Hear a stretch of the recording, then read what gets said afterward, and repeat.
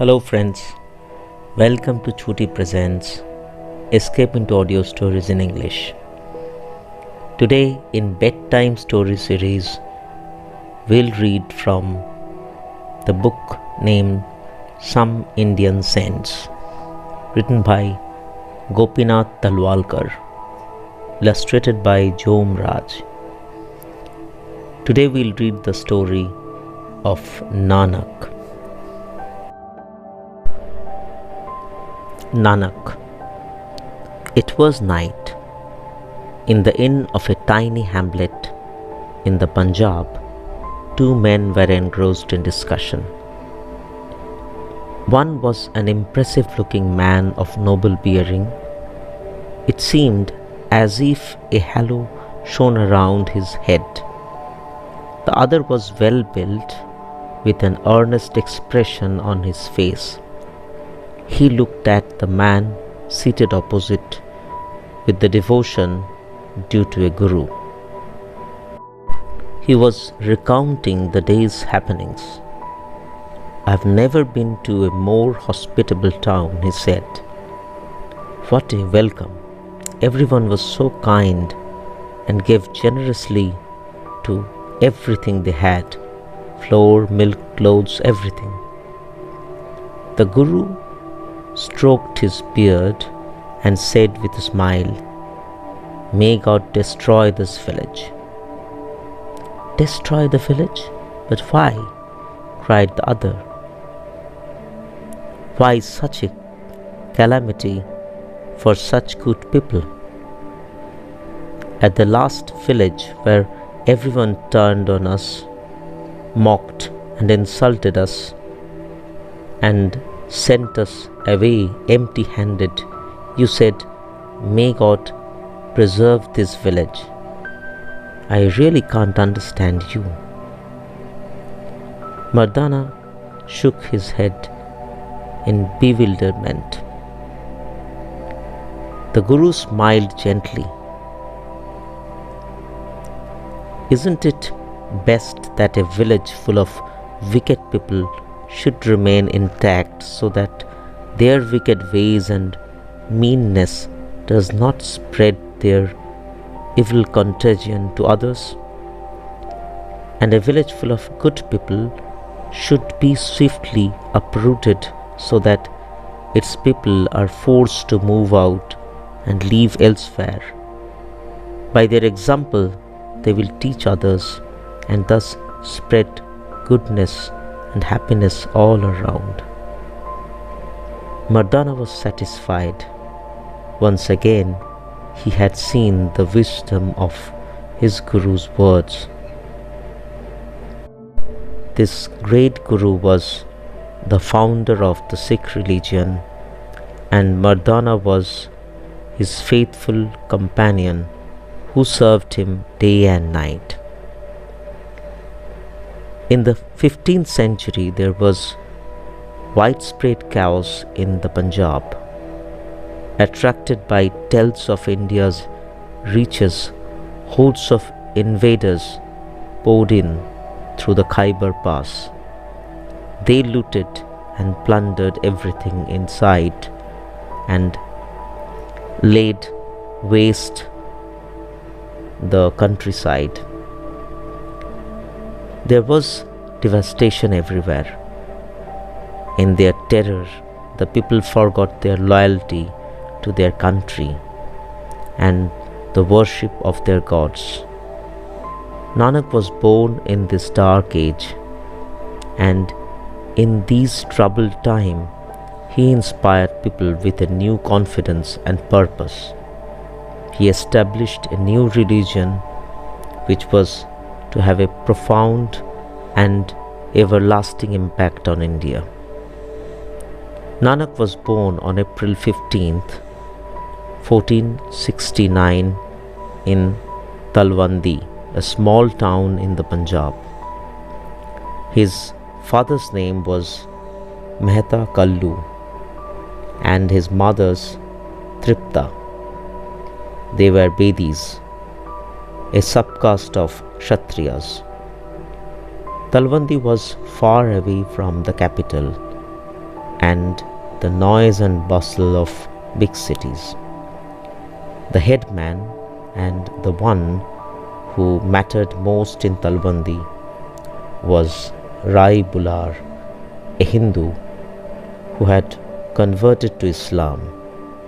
Rai Bular was a good man and he was kind to the peasants. Nanak's father, Kalu, worked under him. As was customary among the Bedis, a day was fixed for Nanak's thread ceremony.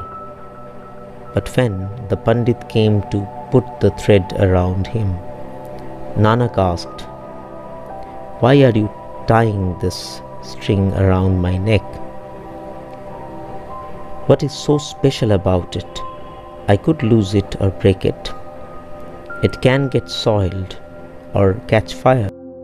Surely it is more important to speak the truth, be good and kind to people, to control one's evil thoughts rather than wear a piece of string around your neck." People were amazed to hear a child speak words of wisdom beyond his years. When he was old enough, Nanak was sent to school. He also went to a Maulavi to learn Arabic and Persian. But Nanak was far more knowledgeable than his teachers. Nanak's real teacher was nature. He often went off alone into the forest and sat there lost in thought. Sometimes he was so overcome by what he saw of the marvels of God's creations that he would burst into singing praises of the Maker.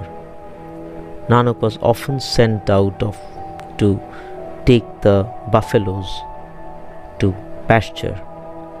He enjoyed doing this because while the cattle were gazing, he could be by himself and devote the time to meditation. Once his cattle strayed into a neighboring field and ate up the standing crop. The owner of the field drove them out with great difficulty. He went in search of their master. He found Nanak lost in thought, his eyes closed. He dragged Nanak to Rai Balur. When Mehta Kalu heard of the incident, he too was very angry with his son and he asked Rai Bular to punish Nanak.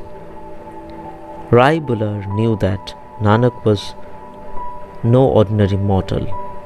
He asked his men to go and see how much damage had been done and assess the compensation. When the men went to the field, they found no trace of damage. The crop were as green and lush as ever.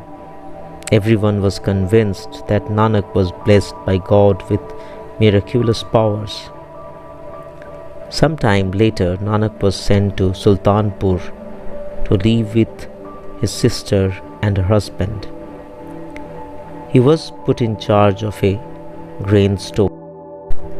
Nanak gave whatever he could to the hungry and the poor, but there was never any shortage in the stock. In due course, Nanak was married. His wife bore him 2 sons.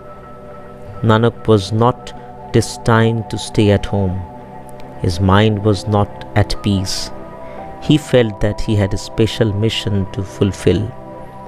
He had not been sent to the earth to eat and sleep and raise a family. He had to show the people the right path and take them from darkness into light. One day when Nanak had gone to the river to bathe, he disappeared. The people thought he had been drowned. They searched everywhere but could find no trace of him. On the 3rd day, he emerged from the stream. All he said was, There is no Hindu, there is no Muslim. All are the children of God. Thereafter, he resolved to bring both the communities to the right path. Nanak was very troubled to see that the people had strayed from the path of righteousness. They had forgotten God and true religion. Like a rudderless ship, they were foundering on the seas of the falsehood. They needed someone to guide them and ferry them across the turbulent waters of life. Otherwise, they would be drowned in delusion. These thoughts preoccupied Nanak.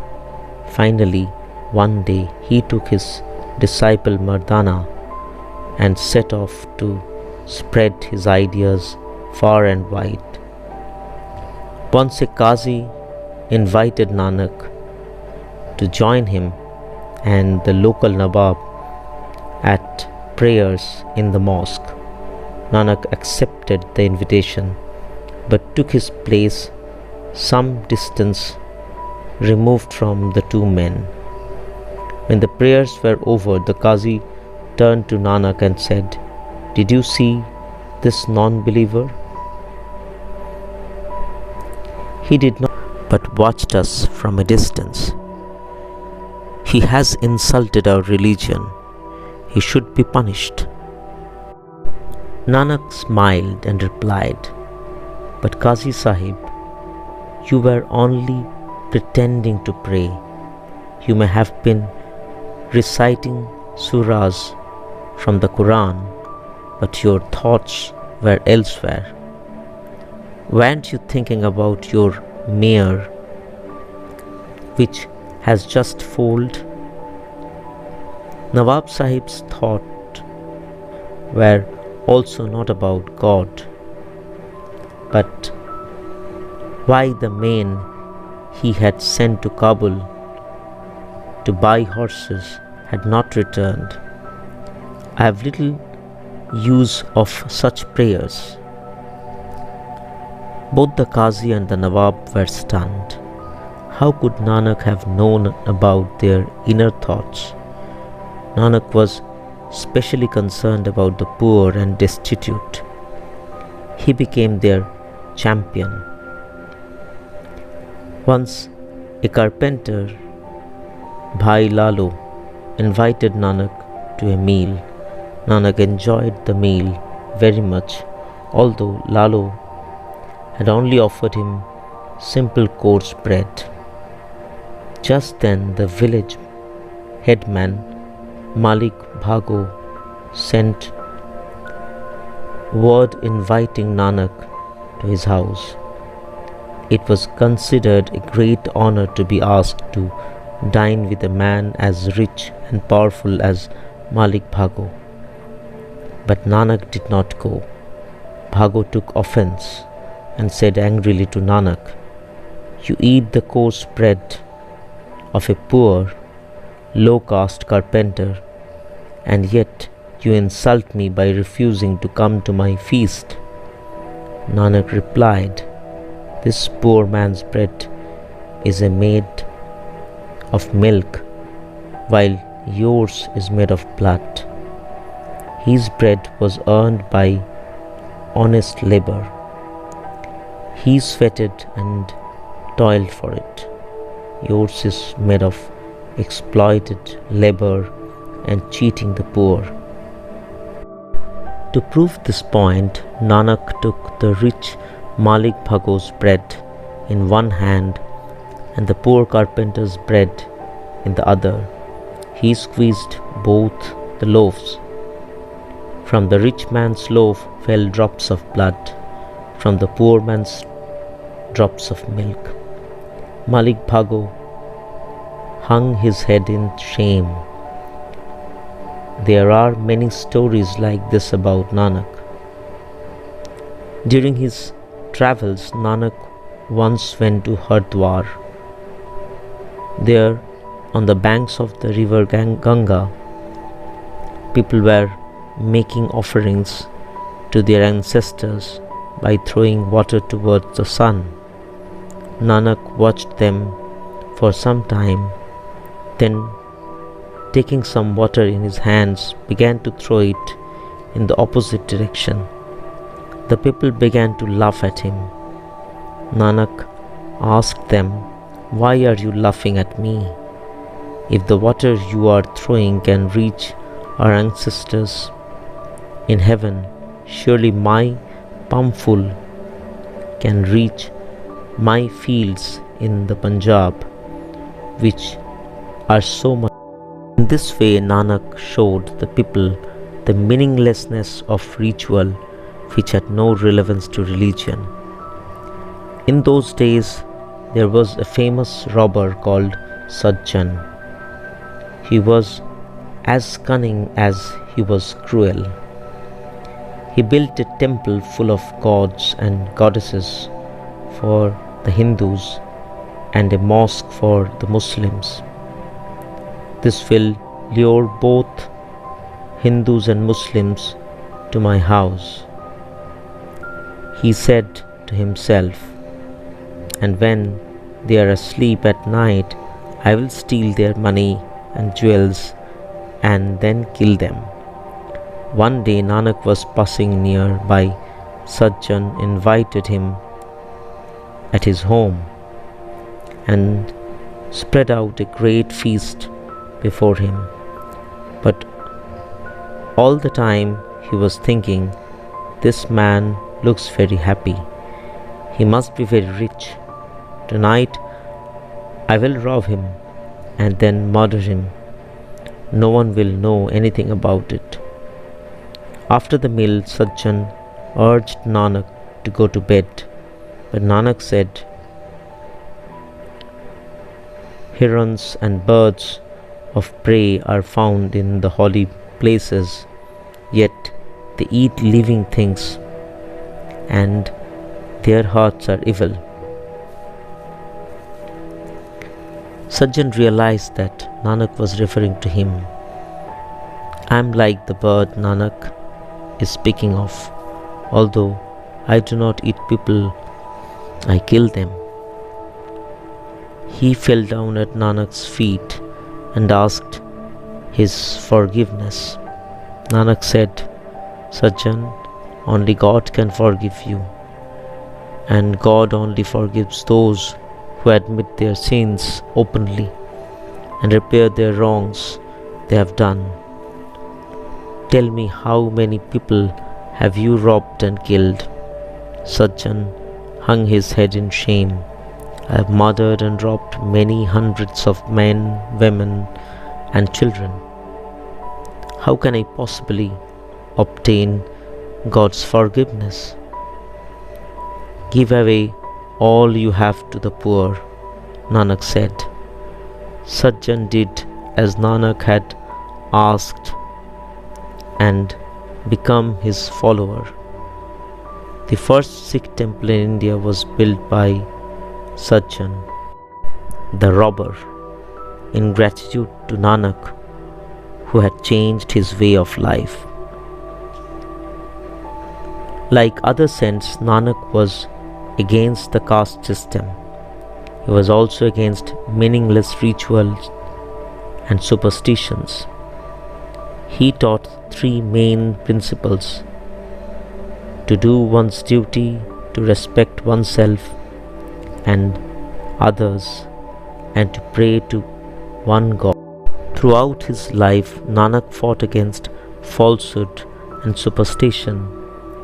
He taught the people the right path and helped the poor and needy. In the month of Ashwin, in 1531, Nanak reached Kartarpur during his travel. He asked one of his disciples, Angad, who had served him faithfully for many years, to take over his work and carry on his mission. On Vijayadashami day, 1539, Nanak passed away. With this, we are ending the story of Nanak. You are listening to Some Indian Saints by Gopinath Talwalkar. Thank you for listening and stay tuned to Chhuti Presents Escape into Audio Stories in English.